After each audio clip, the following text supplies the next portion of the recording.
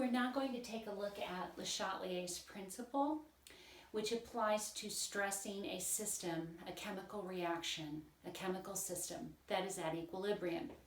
This information is found in Chem 2A in Chapter 10, Section 10.5. Le Chatelier's principle states that if you stress a system at equilibrium, and by stressing we're talking about applying a change of conditions, changing something about the conditions of the chemical reaction at equilibrium. If you apply a stress, a change of conditions, Le Chatelier's principle states that the equilibrium will shift in the direction that relieves or does the opposite of the stress. So if you stress a chemical reaction at equilibrium, the equilibrium will shift in the direction that relieves or does the opposite of the stress. So as you recall, we looked at reversible reactions, and we understand that this is a reaction that can proceed in both the forward and the reverse direction. If the system is at equilibrium, then we know that the rate of the forward reaction is equal to the rate of the reverse reaction, so that we're at steady state conditions and not seeing a change in either the concentration of reactants or products once we're at equilibrium, with rates of forward and reverse reactions equal. So what do we mean when we say the equilibrium will shift?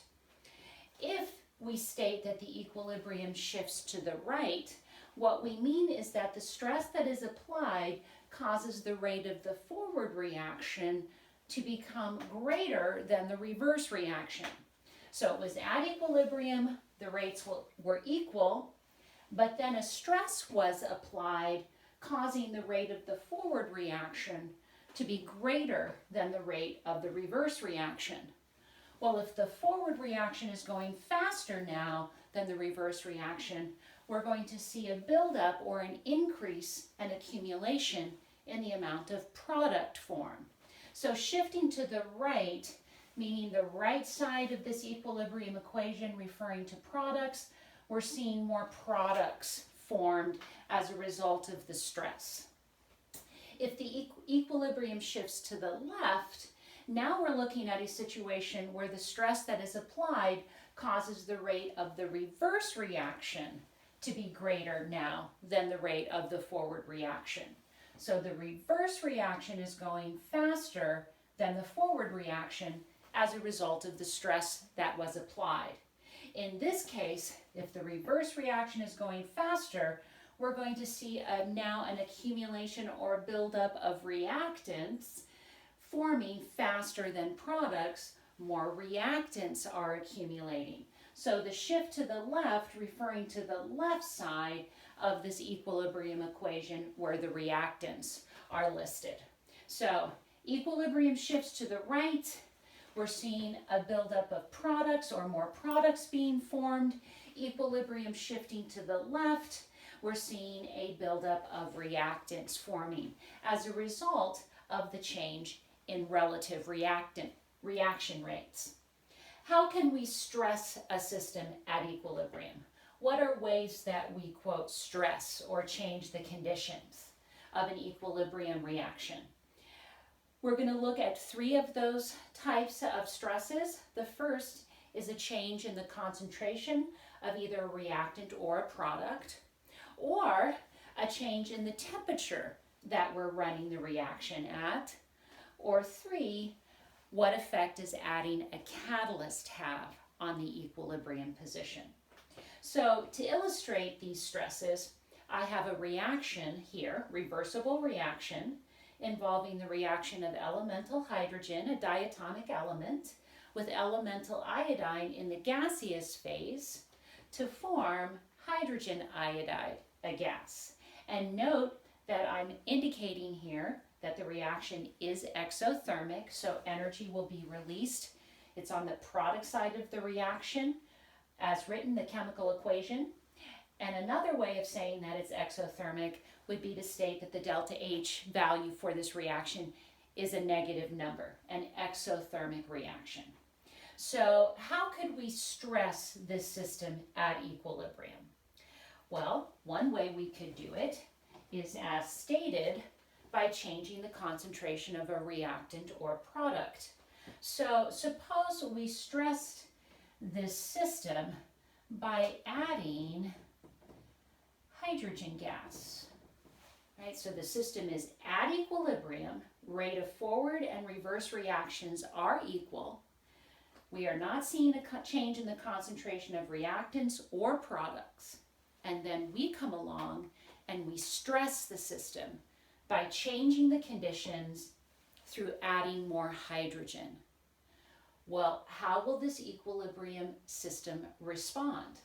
According to Le Chatelier's principle, it's going to want to respond by shifting in a direction that relieves the stress, does the opposite of the stress. Well, what was the stress? The stress was to add more hydrogen, to increase the amount of hydrogen.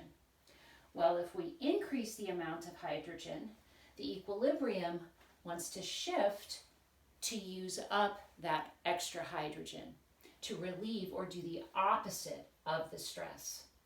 And the only way to use up the hydrogen is by having the equilibrium shift to the right, meaning we're going to make more product, and in the process of making more hydrogen iodide, we're going to use up the extra hydrogen and of course some of the iodine as well to form the product. So we add hydrogen, equilibrium shifts to use up the hydrogen, which means it's going to have to shift to the right, forming more product and using up hydrogen and some of the iodine as well in the process. Another way of looking at it is by thinking about reaction rates. If we add more hydrogen, then we are going to increase the rate of the forward reaction. It's going to go faster now because we have more reactant, increase in the rate of the forward reaction over the rate of the reverse reaction, which causes the product hydrogen iodide to build up. So how will the equilibrium position shift? As we just stated, it's going to shift to the right, or more simply, shifts right. We are going to form more of the product, hydrogen iodide. Well, as we make more hydrogen iodide, that will eventually cause the rate of the reverse reaction to increase until a new equilibrium is reached and the rate of the forward and the reverse reactions are now equal to each other. So when this new equilibrium is reached, what will we observe in terms of the change in concentration?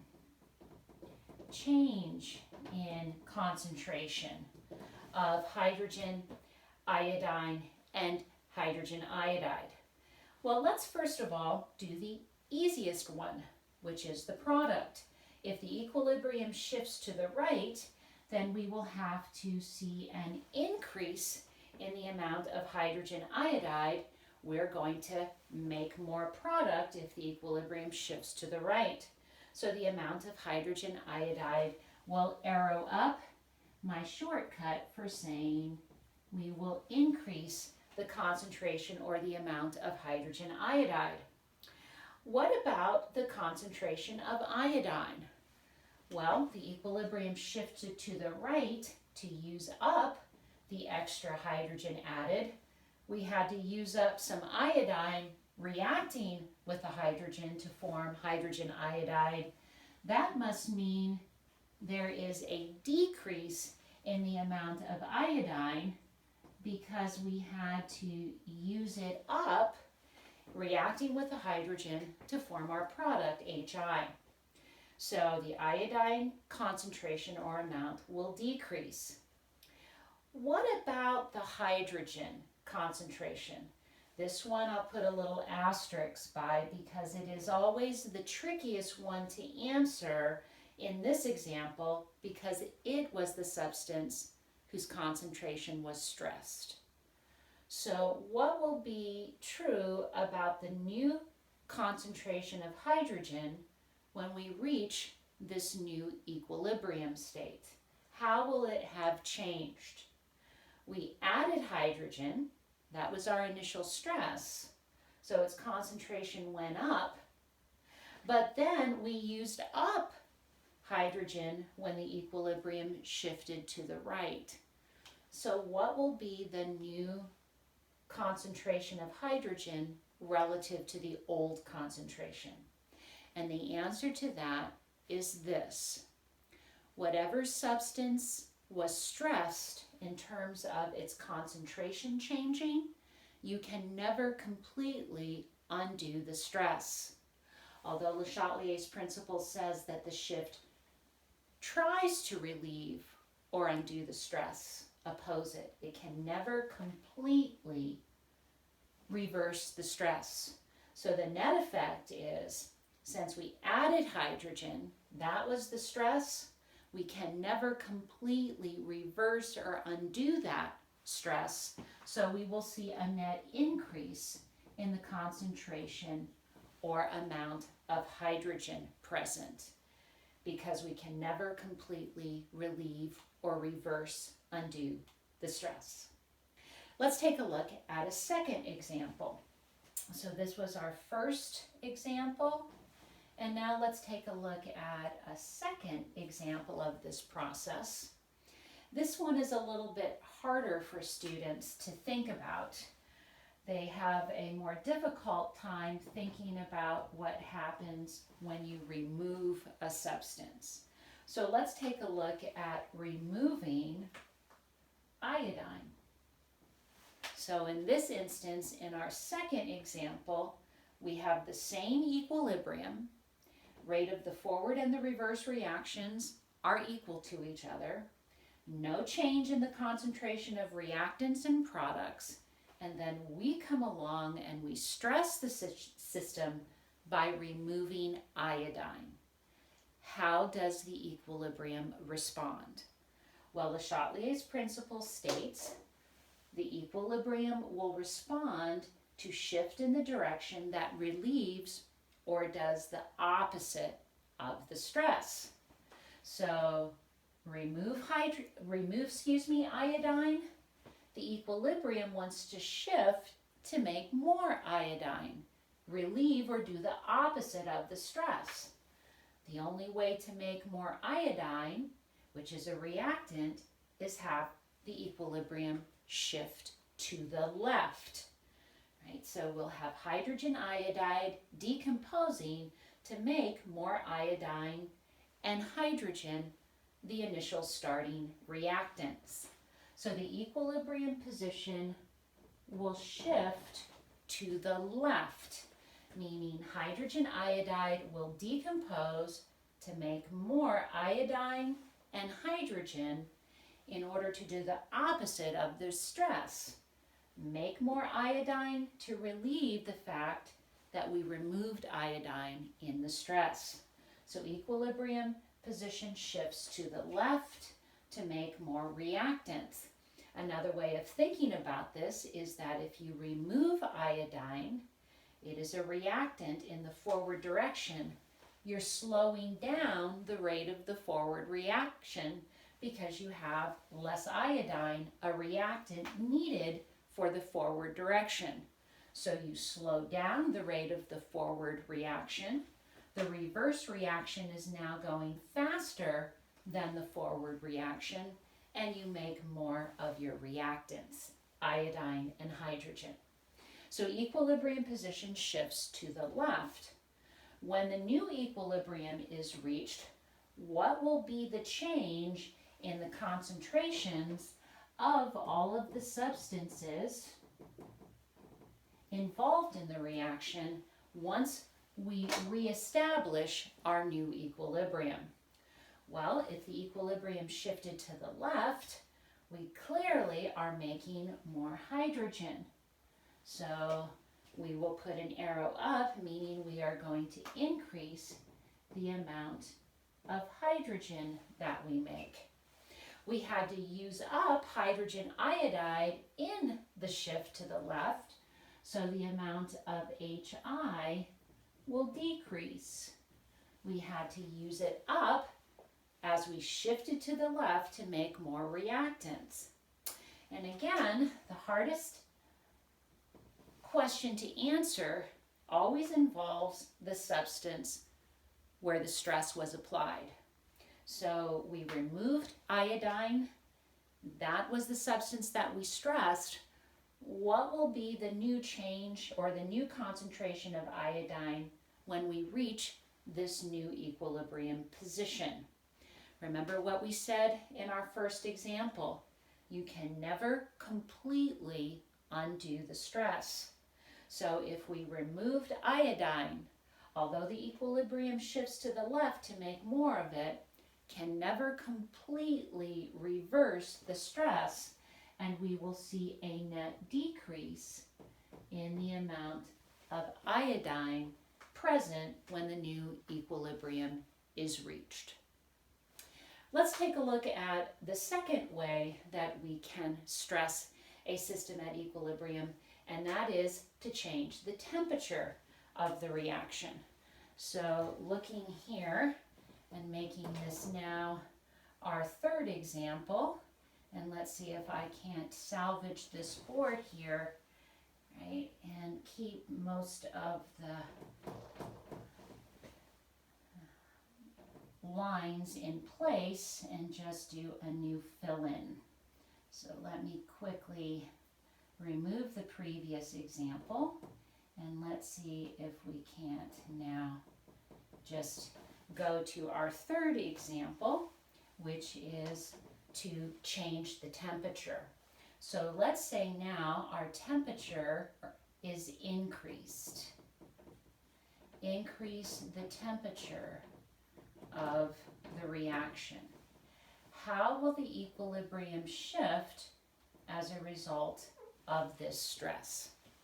Well, the easiest way to evaluate it is to just consider energy as another product of the reaction. It is not matter-like in its nature, but it is on the product side, meaning that it is made right along with the hydrogen iodide or released as the reaction proceeds. So if we increase the temperature, of course the only way to increase the temperature is to add heat. And heat, we know, is a form of energy. So the stress of increasing the temperature means that we added energy in the form of heat to this system, and we can evaluate it as just another product and reason our way through. If we add heat, if we add energy, according to Le Chatelier's principle, the equilibrium wants to shift to do the opposite to relieve the stress. So if you add energy, the equilibrium wants to shift to use it up, which means that the equilibrium will have to shift to the left, meaning energy will be used by hydrogen iodide as it decomposes to reform the reactant. You'll use up energy as the equilibrium shifts to the left to form more reactants. So equilibrium position will shift to the left. You will eventually reach a new equilibrium, and what will be the change in the concentration of all species involved when the new equilibrium is reached? Well, if the equilibrium shifts to the left, we're making more reactants. So that means we're increasing the concentration of hydrogen and iodine. If the equilibrium shifts to the left, we have to use up hydrogen iodide in that shift, which means that the concentration of hydrogen iodide will decrease as a result of shifting to the left. Let's take a look at the last example, which is adding a catalyst. And it turns out that when you add a catalyst, remember what a catalyst does. A catalyst a catalyst facilitates, speeds up the reaction rate, and it does so equally for both the forward and the reverse reactions. So if we're looking at the effect of adding a catalyst, all right, I'm erasing these answers here so we can fill in for this new situation. If we add a catalyst, this is our fourth and final example. The catalyst speeds up reaction rates, but equally so for both the forward and the reverse rates. So it equally speeds up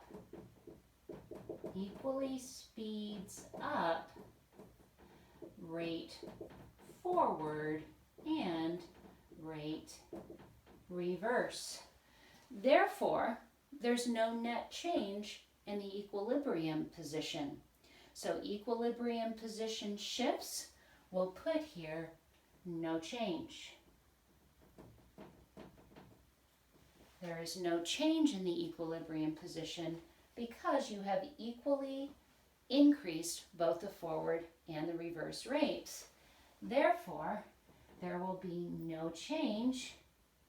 All right, and I can spell no change in the concentration of all of these substances, hydrogen, iodine, and HI, no change in the concentration of any of these substances because you did not shift the equilibrium position, you equally speeded up both the forward and the reverse reaction rates.